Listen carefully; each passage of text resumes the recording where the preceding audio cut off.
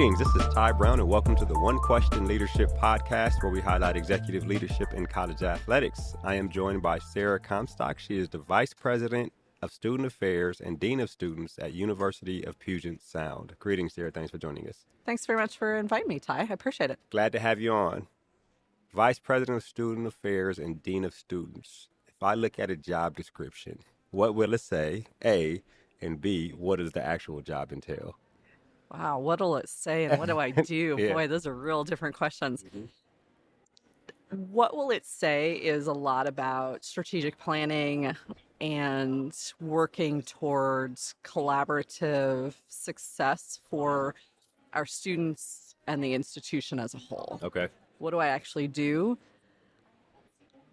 I manage 9 direct reports and about 100 other folks, 230 student employees and student leaders towards supporting the journey of our students. It's a lot of management. It's a lot of leadership. It's a lot of ensuring that the wheels don't fall off, but if they do fall off, that we have a good plan for continuing to move forward. Yeah. How much do you touch the students? It's also a good question. Puget Sound is a small school, so 1,800 approximately undergraduate students, about 250 graduate students. And my role, because I am both the vice president and dean of students, I see a lot of students. Mm-hmm. In fact, just emailing a student today to have a conversation with them about their spring semester, some hiccups that they had in their fall, and some ways that they'd like to engage with my office and some other services that we offer so that they can have a more successful spring. I'll meet with them on probably Tuesday or Wednesday next week. And then I work with, there's something called the Dean's Council, which is probably 10 to 12 student leaders from across campus. We meet once a month, so I get a lot of information from those students. So it's hard, I will say that, and that's a continued conversation that I have with peers nationally as you kind of rise in those organizational charts, the student touch that you still have and that you're able to maintain lessens. And I think that's a hard thing for folks in this field, whether it's you're an AD, a VPSA. The reason you get into these jobs is because you love being around students. You know, it keeps you young, it keeps you interested, and it helps you understand change in a different way. And so to have less contact with students is kind of a hard thing. It almost seems antithetical, right? Absolutely. Because some athletic directors are like, yeah, man, I have to schedule the meetings with the students and I just want to just be with them. But and even some head coaches say that. I don't get as much time other than, actually some head coaches don't get a lot of time now, depending on what school you're at. So it seems antithetical because you're in that role to help them, but you can't spend as much time with them. Student affairs, dean of students. Is there a delineation between the two? No, so it's the dean of students is typically a job title that relates to some of the day-to-day work. Vice president of student affairs is really that strategic visioning and getting the division moving. Yeah. And the dean of students is a little bit more operational. Yeah, operational problem solving. Okay. Interesting. And so do you report to the president or do you report to a provost? Or where's your... I directly report to the president. So I'm trying to wrap my mind around Absolutely. it. So the president depends on you to give, if I'm the president, I depend on you to give me the heartbeat and the issues that students are facing, or what are they celebrating? Right? You're the student report, basically. I am. Interesting. Yeah. All 1,800 students. And 2,100 if you count our graduate students. Oh, yeah. Okay, wow. Okay, so you got to sit down and say, well, here's what we're facing. And they probably all have different issues. As you would want them to, right? We have a pretty diverse student group, and they come from all over the United States, few international students. They have so many different things to say. It's kind of cool. It is kind of cool. I talked to a couple of people who were social workers, and I think about the social work aspect where it's like making sure the individual feels value, individual's identity feels valued in the overall group, but also in the subgroup that they represent. Which, when you talk about a college campus, it could be all the kids from Seattle, all the women from Seattle, all the women from Seattle who are history students, all the women from Seattle who are history students and student athletes. Right. You know what I mean? Yeah. You can just the groups and the subgroups, but we want to make sure everybody feels valued. And it seems like if you're representing all the groups, you're almost in that social work type aspect of reporting up on how everybody feels. It's an interesting way to look at it. I hadn't thought about all of the little subgroups as well, but we have, I think the great thing about Puget Sound and the Puget Sound education is we give such freedom and support for students to really find those groups and those subgroups, right? We have a Minnesota club. We have an interesting recruitment pipeline to Minnesota. Oh, really? I don't know how that started, but But it happens, it right? all works, right? That's funny. So you've got the Minnesota pipeline and the Minnesota club, and then you actually have a subgroup of the Minnesota kids that actually do a Sunday night hot dish. Oh, really? And hot dish is a big deal in the Midwest, right? So it's not just the kids from Minnesota. Yeah. It is also this little line of hot dish. And so that's what a college campus offers. And so when somebody was telling me how social worked, I was like, social work kind of has a PR problem because we think about leadership. That's what you want to do is make the individual feel valued in whatever subgroup they're in as a part of the major group. And you think about social work like that, I'm like, this is really an organizational leadership type thing that social workers are working on. So about a a little while ago, athletics came under your umbrella. About a year and a half ago, Year and a half athletics ago. transferred from academic affairs to student affairs. And how long had you been doing your role before athletics came under? About a year and a half. Oh, really? So you were a year and a half in, and then athletics came in after a year and a half. Okay. So it's not that long. Is it? No, so I've been at Puget Sound for 17 and a half years. Okay. And I've been in the role as VPSA permanently. I don't think anything's permanent, right? It'll be 3 years. 3 years Okay. in March, and I'd been interim for about 9 months prior. So about halfway through my tenure, it was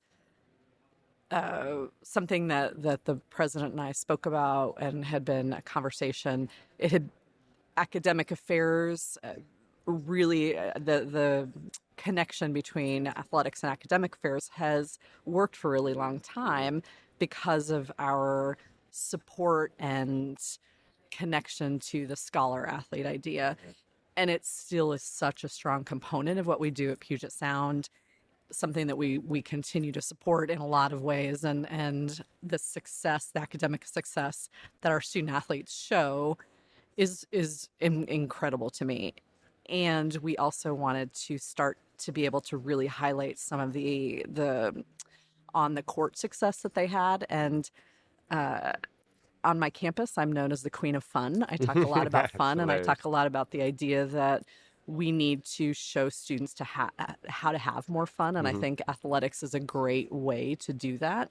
It brings joy to people. It brings people together, 100%. that sense of belonging. And so being able to both balance the academic prowess that our students have and talking about fun, I think helped make a pretty natural transition. It's interesting. Having it in academic affairs is interesting to me because you want to emphasize the scholar athlete.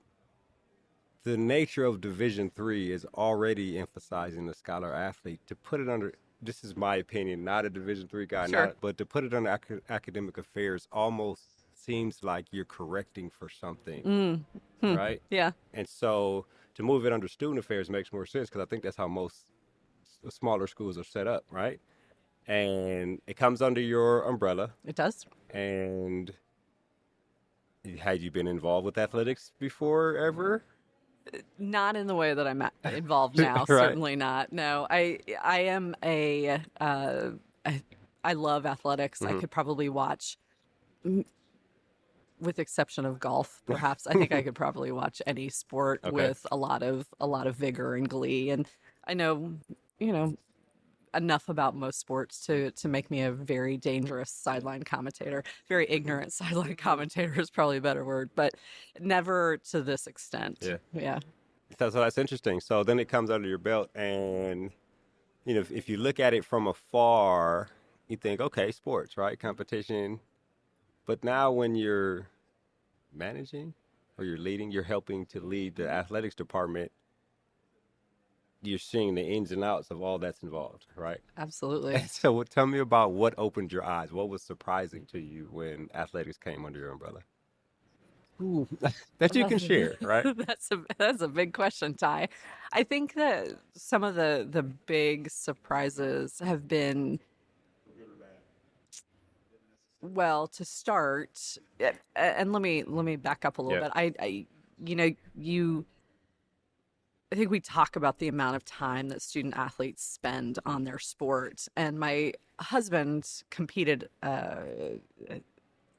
D1 swimming. Okay. So I had heard about two a Yeah. days, right? I mean, and you think conceptually you get two a days, but really hearing about the amount of time that they're spending and then sitting in on practices and sitting in on culture meetings and listening to the amount of time they're talking about things. And then you start adding in, they're talking not only practice, but then nutrition and then Everything, all the rest. things. Yeah. And, rest and sleep came up in a conversation at one of the sessions yesterday morning and about the importance of rest as recovery. And so I think while I understood the amount of time that our student athletes are spending, really having that a little bit more kind of up close and personal understanding of it and talking to students about caloric intake and what that means and how they're really having to think about that when they go into the dining hall, for instance, that I think really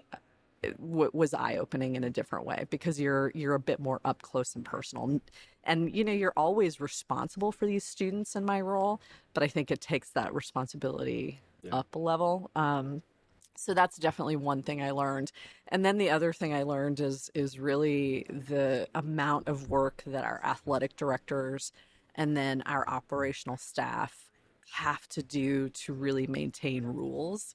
Listening into the D3 forum and talking about rule management is really pretty fascinating stuff. And there is some, I don't know, maybe are they just memorizing all of the rules and they're like, oh yeah, I remember that go, thing. And go to that file, yeah, A subsection C, Roman numeral one. it's somebody's got to have it on an app on their phone or something. But really, that was a pretty fascinating and overwhelming thing to also kind of consider. And I think, from a leadership standpoint, you really have to understand that there is a level of trust that you have to have in your athletics director and your operational staff that they know what you're doing, because that is not something I don't have time to Yeah, know to all learn of that. those rules. Yep. And really, it shouldn't be my role. And so there is a huge level of trust that you're having with those folks and the work that they're doing to make sure that they're following those rules is really amazing and pretty a little overwhelming to kind of come into it and go, oh, okay, I don't know a single thing about how far bleachers have to be from the athletic court to make sure that you're compliant with NCAA rule, blah, Yeah. blah, blah. So it's fascinating. Yeah, it's interesting because you're almost like, I don't even feel comfortable making a decision. You know what I mean? Like, you want me to tell you, I don't know. Like, that's interesting. So you're the athletic director when that came under your umbrella had been there for a while, Hmm. and that's almost a level of comfort because they probably know what they're doing and they can make some decisions. Right, right. And I think that was a real selling point.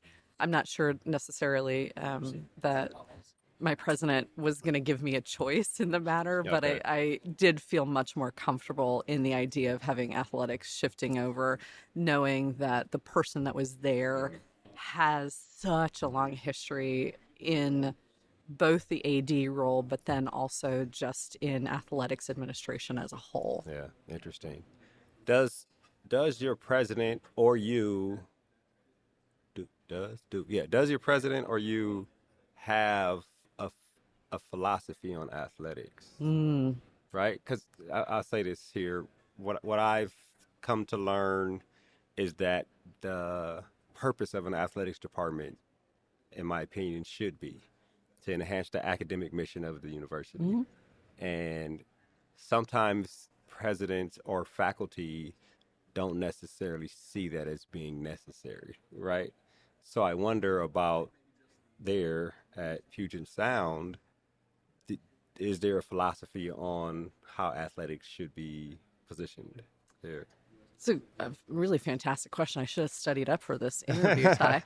I think our philosophy is very much these are students that support the academic mission first. So I don't, 100%. yeah, Division three in general, right? absolutely. We Yeah. are a Division III school. We have a really solid academic rigor that our students come into our campus excited about what they're going to learn in the classroom and excited that they could continue to play. And that is something that we wholeheartedly celebrate with the idea that they are scholar athletes and really ensuring that when we're talking to them about recruiting into Puget Sound that they understand that scholar comes first. And so the philosophy I think aligns really well with the D3 NCAA D3 motto that it is a scholar athlete, and the work that our students do in the classroom I think really attests to that philosophy and how we continue to underscore that at every Yeah. point. You're in a position where I think the person that was there for a long time Hmm. has departed, and you have to hire a new athletic director, right? And I wonder about the decision on the person. Is it because they report to you? Is that your decision, or is there a Hmm. committee, or how does it? We have a search committee that is made up of, I think we've got 12 or 13 people on it, a coach, a trainer, our faculty athletic rep, a couple of faculty members, some student athletes, and it's being chaired by one of my senior associate deans. And then it's a national search. They'll do interviews, and then we'll bring a few finalists to campus. And then they bring them to you, or they vote on them and say, "This is who we think," or tell me where the final decision The comes. final decision will be mine. Yeah, Hmm. you'll look at. Okay, put these people in front of me. Let me look at them. Did you? Is the committee coming up with the profile, or did you have insight in it in terms of the profile of the person you'd like to lead the department? I've had a bit of I I imagine. shouldn't say a bit. I've had a lot of Okay. input on the profile. Interesting. It is a such an incredibly important position on our campus, and about 33% of our students are student athletes. And so it's such an opportunity for students to come and get this really great quality amazing education and continue to play their sport.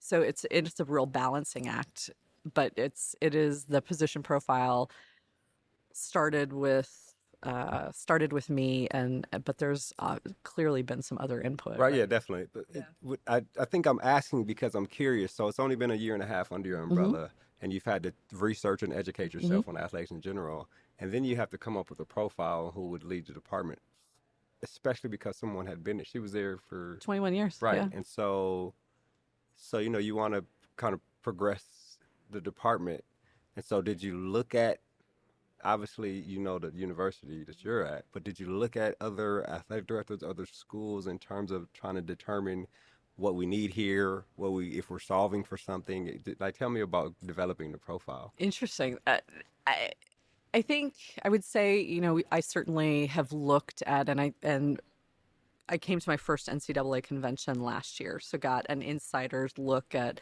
some of the ways that the NCAA works, and had an opportunity to meet with some other athletic directors and did the new ADR session last year. So had some interesting conversations before I knew that the former athletic director, was retiring. So got a chance to see some of that and kind of pack it away. Okay. And then knowing, I think the important part for me is really knowing where we want to go as a school. Certainly, I think there are some other ideas and concepts that I can bring in and understand from other schools. But Puget Sound, we have a plan, and we know where we want to be in the next 5 years, 10 years, then balancing that with the pressures that we know are coming at us from a bunch of different sides, Right. right? We have interesting regulatory pieces from, and then, the House committee is coming out, and then you have an enrollment decline, and then whatever may happen with the next presidential administration. There's a lot of things going on, and so to be able to really stay true to the mission, values, and plan for the University of Puget Sound is really important. So certainly, again, there are components that I'm sure that we're bringing in, that we say to ourselves, and I've said to myself, gosh, that thing that X school is doing is kind of cool. How do we fit that in? But really maintaining at the core what we need to do at Puget Sound, and what we know our scholar athletes need, and what the campus community needs, I think is just remains paramount. 100%. I'll ask the last question, then we'll wrap. Sometimes schools will, they create their strategic vision or wherever they want to go. And sometimes schools include athletics in that. Sometimes they don't, or sometimes they include them through the lens of student affairs. I wonder about Puget Sound, and if there is a strategic plan that's being executed on or being created, is athletics a part of that conversation? Athletics is a part of all of our conversations. Excellent, yeah. It's a part of our capital campaign. It's part of our strategic plan. Now, with the integration into student affairs, we're actually rewriting our student affairs strategic plan specifically, so that we can talk about more specifically about the experience of the student scholar, the athlete scholar, in our plan, how it connects to our counseling, health, and wellness services, how it connects to our residential experience program. So really making sure that we're leveling up in our divisional plan as well. Yeah, I think that's excellent. Well, Sarah, this has been a great conversation. I feel like I've learned a lot here, and I appreciate you joining us on the One Question Leadership Podcast. Well, thanks so much, Ty. This is great. Yes, ma'am. That was Sarah Comstock. She's the Vice President of Student Affairs and Dean of Students at University of Puget Sound. And of course, I am Ty Brown with One Question. And keep in mind, the role of a leader is to create and maintain an environment that people want to be a part of. And as always, be better tomorrow than you are today.